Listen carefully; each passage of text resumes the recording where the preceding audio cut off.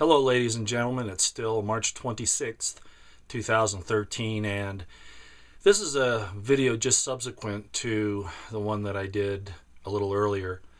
I wanted to do this one separately because I think it has some really important points. And the first part's mine, the second part isn't, and I'll tell you who that is after I'm done. I wanted to talk a little bit about Charlton Heston because he's really being denigrated right now in the liberal media, in Hollywood, and other places for what he stood for. And what he stood for was a fine, upstanding, decent American, and more importantly, a follower of God. I don't know what his religious beliefs were, and I'm not talking about the fact that he starred in the Ten Commandments or any of those things. I'm talking about the fruits of his life proved that he was a follower of God.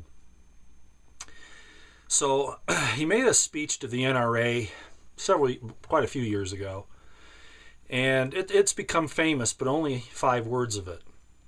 I do not have for you the entire speech that he gave, but I want to tell you where to find it. You type in on YouTube Charlton Heston's NRA speech, and you'll get a good portion of it. Like I say, I don't know where you can get the thing in its entirety, but I want to read this that I wrote about it here. And the first part is I'm going to hit on Jim Carrey pretty hard. So this is where we are. Let me go ahead and read this. I know the special interests that hate liberty, probably with assistance from the government, had that slimy, disgusting sound of bull flatulence actor, so-called, Jim Carrey, desecrate the memory of Charlton Heston. But that does not excuse Carrey's willingness to do so, nor how he did it. For that demented, polluted, immoral, and foreign bastard belonging to the Queen of England to do what he did should infuriate the blood of every liberty-loving American. Charlton Heston was a decent, honorable, and intelligent man, certainly spiritually oriented. Foremost, he was a follower of God to the best of his ability. For this Jim Carrey, that associate of tyrannical, hellish demons, to defile Mr. Heston and what he stood for is the height of hate, ignorance, and stupidity. I'm sure you've heard this a lot lately. I will never see a Jim Carrey movie again, and I will destroy any that I have in my possession. So I've given you a portion of Charlton Heston's NRA speech. I wish I had the whole thing. It was an impassioned and eloquent tribute to the patriots of yesterday and today, the ones who arose and who arise against tyranny and placed their lives on the line for their wives and their children and freedom. I hope that you'll go take a look at it and honor this great man. And now, ladies and gentlemen, that reading that I talked to you about, please listen to these wonderful, eloquent words. So if you will indulge me in this, I will try to give due respect to this great man's words. I will be reading them because they are not mine. I don't think that, well, there are a few people in the world today that could put words together like this. I'll tell you who it is afterwards. You'll recognize it by the end.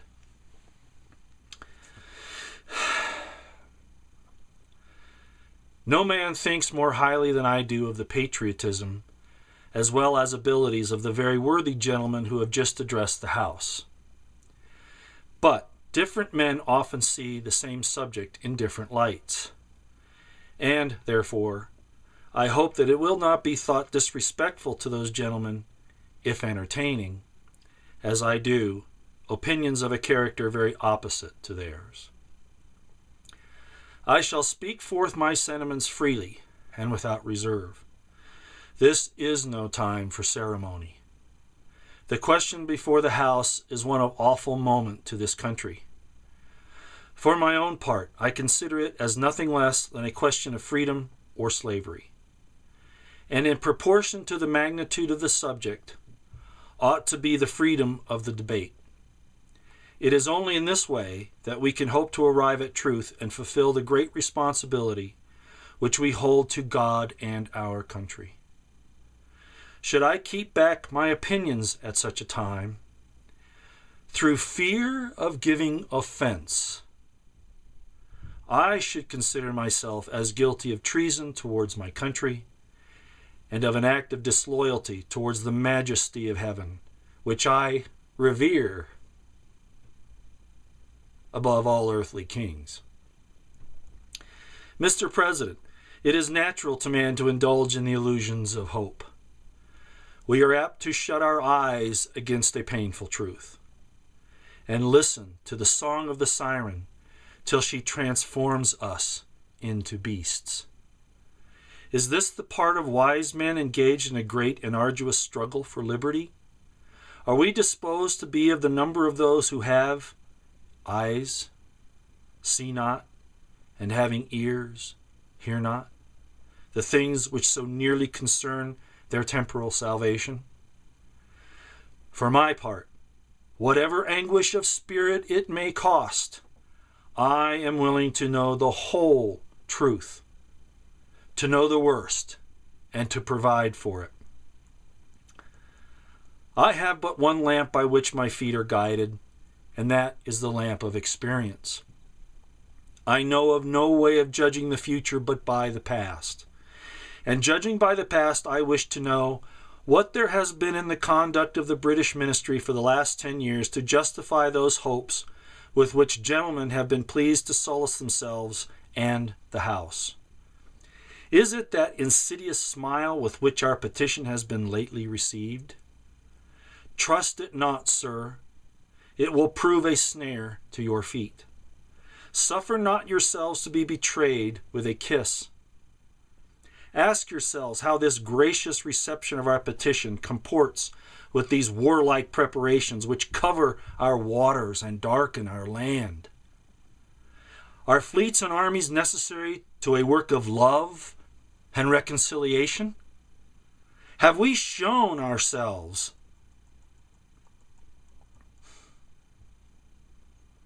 so unwilling to be reconciled that force must be called in to win back our love? Let us not deceive ourselves, sir. These are the implements of war and subjugation, the last arguments to which kings resort. I ask, gentlemen, sir, what means this martial array if its purpose not to force us to submission? Can gentlemen assign any other possible motives for it? Has Great Britain any enemy in this quarter of the world to call for all this accumulation of navies and armies? No, sir, she has none. They are meant for us. They can be meant for no other. They are sent over to bind and rivet upon us those chains which the British ministry have been so long forging. And what have we to oppose to them? Shall we try argument? Sir, we have been trying that for the last 10 years. Have we anything new to offer on the subject? Nothing. We have held the subject up in every light of which it is capable, but it has been all in vain. Shall we resort to entreaty and humble supplication?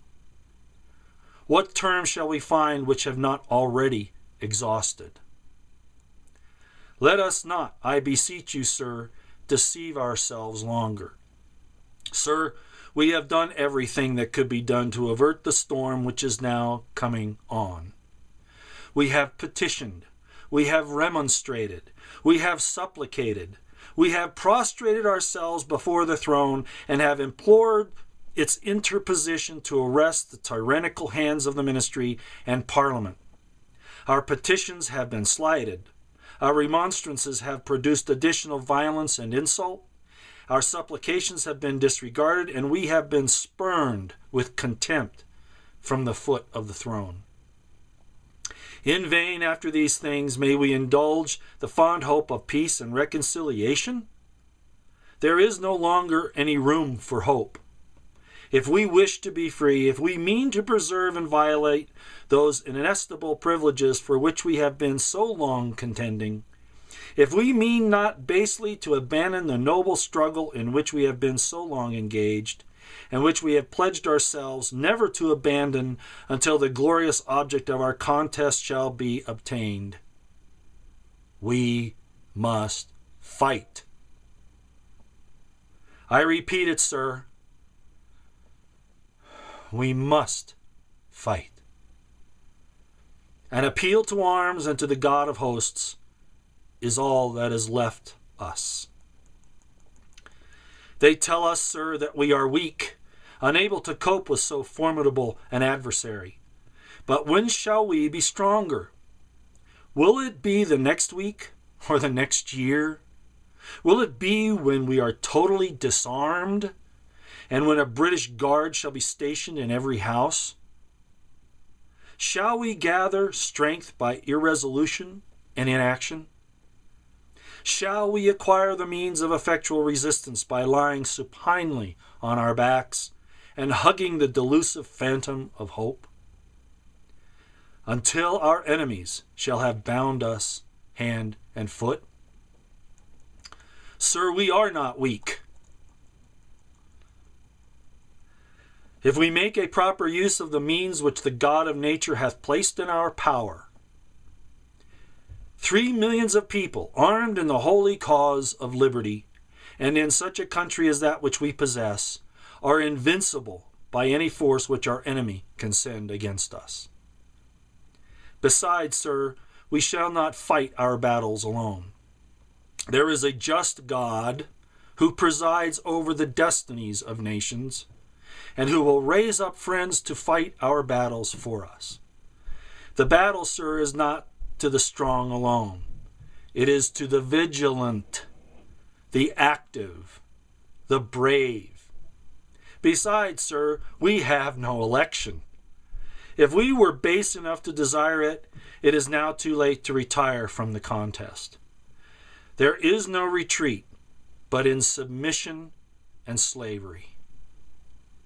Our chains are forged. Their clanking may be heard on the plains of Boston. The war is inevitable, and let it come. I repeat it, sir, let it come. It is in vain, sir, to extenuate the matter. Gentlemen may cry, peace, peace, but there is no peace. The war is actually begun. The next gale that sweeps from the north will bring to our ears the clash of resounding arms. Our brethren are already in the field. Why stand we here idle? What is it that gentlemen wish? What would they have? Is life so dear, or peace so sweet, as to be purchased at the price of chains and slavery? Forbid it, Almighty God. I know not what course others may take, but as for me, give me liberty or give me death. Now you know, those are the words of one of our great forebears, one of the founding fathers, Patrick Henry. And if you heard me earlier in one of the other videos, I talked about Joshua in the book of Exodus, when he said, choose you this day whom you will serve. As for me and my house, we will serve the Lord.